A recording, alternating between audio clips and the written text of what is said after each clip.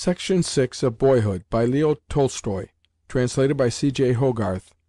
This recording is in the public domain. Section 6, Chapters 21 through 24. Chapter 21. Katenka and Lubotshka.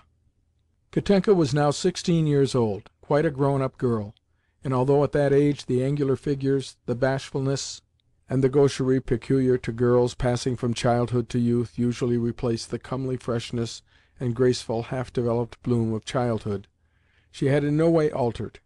Still, the blue eyes with their merry glance were hers, the well-shaped nose with firm nostrils, and almost forming a line with the forehead, the little mouth with its charming smile, the dimples in the rosy cheeks, and the small white hands.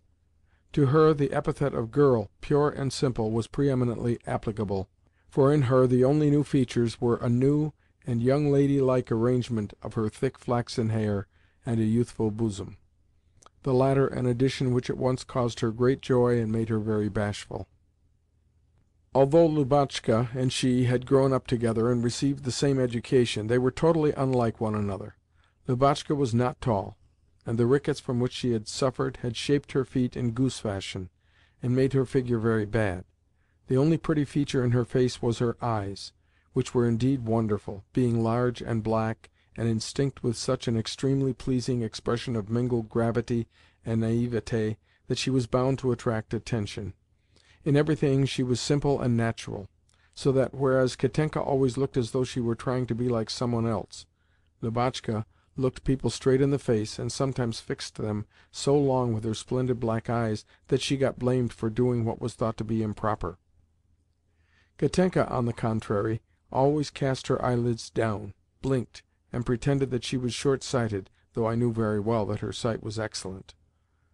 Lubotshka hated being shown off before strangers, and when a visitor offered to kiss her she invariably grew cross, and said that she hated affection, whereas when strangers were present Katenka was always particularly endearing to Mimi, and loved to walk about the room arm in arm with another girl.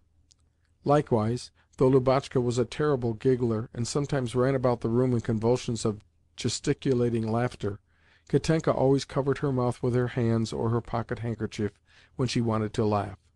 Lubotshka, again, loved to have grown-up men to talk to, and said that some day she meant to marry a hussar. But Katenka always pretended that all men were horrid, and that she never meant to marry any one of them, while as soon as a male visitor addressed her she changed completely, as though she were nervous of something. Likewise, Lubotshka was continually at loggerheads with Mimi, because the latter wanted her to have her stays so tight that she could not breathe or eat or drink in comfort, while Katenka, on the contrary, would often insert her finger into her waistband to show how loose it was, and always ate very little. Lubotshka liked to draw heads, Katenka only flowers and butterflies. The former could play Field's concertos and Beethoven's sonatas excellently, whereas the latter indulged in variations and waltzes, retarded the time, and used the pedals continuously, not to mention the fact that before she began she invariably struck 3 chords in arpeggio. Nevertheless, in those days I thought Katenka much the grander person of the two, and liked her the best. Chapter 22. Papa. Papa had been in a particularly good humour ever since Woloda had passed into the University, and came much oftener to dine with Grandmamma. However, I knew from Nicola that he had won a great deal lately. Occasionally he would come and sit with us in the evening before going to the club. He used to sit down to the piano and bid us group ourselves around him, after which he would beat time with his thin boots (he detested heels, and never wore them), and make us sing gypsy songs. At such times you should have seen the quaint enthusiasm of his beloved Lubotshka, who adored him. Sometimes, again, he would come to the schoolroom and listen with a grave face as I said my lessons. Yet by the few words which he would let drop when correcting me, I could see that he knew even less about the subject than I did. Not infrequently, too, he would wink at us and make secret signs when Grandmamma was beginning to scold us and find fault with us all round. "So much for us children," he would say. On the whole, however, the impossible pinnacle upon which my childish imagination had placed him had undergone a certain abasement. I still kissed his large white hand with a certain feeling of love and respect, but I also allowed myself to think about him and to criticize his behaviour, until involuntarily thoughts occurred to me which alarmed me by their presence. Never shall I forget one incident in particular which awakened thoughts of this kind, and caused me intense astonishment.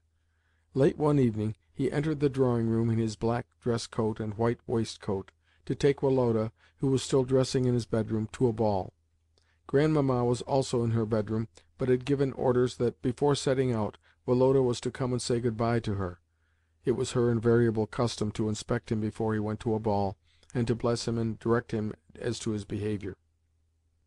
The room where we were was lighted by a solitary lamp. Mimi and Katenka were walking up and down, and Lubotshka was playing Field's Second Concerto, Mamma's favourite piece, at the piano. Never was there such a family likeness as between Mamma and my sister.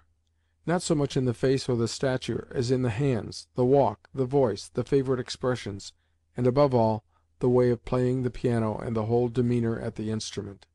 Lubotshka always arranged her dress when sitting down just as Mamma had done, as well as turned the leaves like her, tapped her fingers angrily, and said "Dear me" whenever a difficult passage did not go smoothly, and, in particular, played with the delicacy and exquisite purity of touch which in those days caused the execution of Field's music to be known characteristically as "jeu perds," and to lie beyond comparison with the humbug of our modern virtuosi. Papa entered the room with short, soft steps, and approached Lubotshka. On seeing him, she stopped playing. "No, go on, Luba, go on," he said, as he forced her to sit down again. She went on playing, while Papa, his head on his hand, sat near her for a while. Then suddenly he gave his shoulders a shrug, and, rising, began to pace the room. Every time that he approached the piano, he halted for a moment and looked fixedly at Lubotshka. By his walk and his every movement I could see that he was greatly agitated. Once, when he stopped behind Lubotshka, he kissed her black hair, and then, wheeling quickly round, resumed his pacing.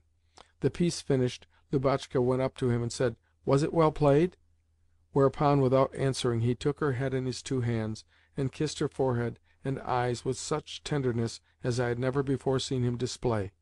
"Why, you are crying!" cried Lubotshka suddenly, as she ceased to toy with his watch-chain, and stared at him with her great black eyes. "Pardon me, darling Papa. I had quite forgotten that it was dear Mamma's piece which I was playing." "No, no, my love. Play it often," he said, in a voice trembling with emotion. "Ah, if only you knew how much good it does me to share your tears!" He kissed her again, and then, mastering his feelings and shrugging his shoulders, went to the door leading to the corridor which ran past Woloda's room. "Waldemar, shall you be ready soon?" he cried, halting in the middle of the passage. Just then Masha came along. "Why, you look prettier every day," he said to her. She blushed and passed on. "Waldemar, shall you be ready soon?" he cried again, with a cough and a shake of his shoulders, just as Masha slipped away and he first caught sight of me. I love Papa, but the intellect is independent of the heart, and often gives birth to thoughts which offend and are harsh and incomprehensible to the feelings. And it was thoughts of this kind that, for all I strove to put them away, arose at that moment in my mind. Chapter 23. Grandmamma. Grandmamma was growing weaker every day. Her bell, Gasha's grumbling voice, and the slamming of doors in her room were sounds of constant occurrence, and she no longer received us sitting in the Voltairian armchair in her boudoir, but lying on the bed in her bedroom, supported on lace-trimmed cushions. One day, when she greeted us, I noticed a yellowish-white swelling on her hand, and smelt the same oppressive odour which I had smelt 5 years ago in Mamma's room. The doctor came 3 times a day, and there had been more than one consultation.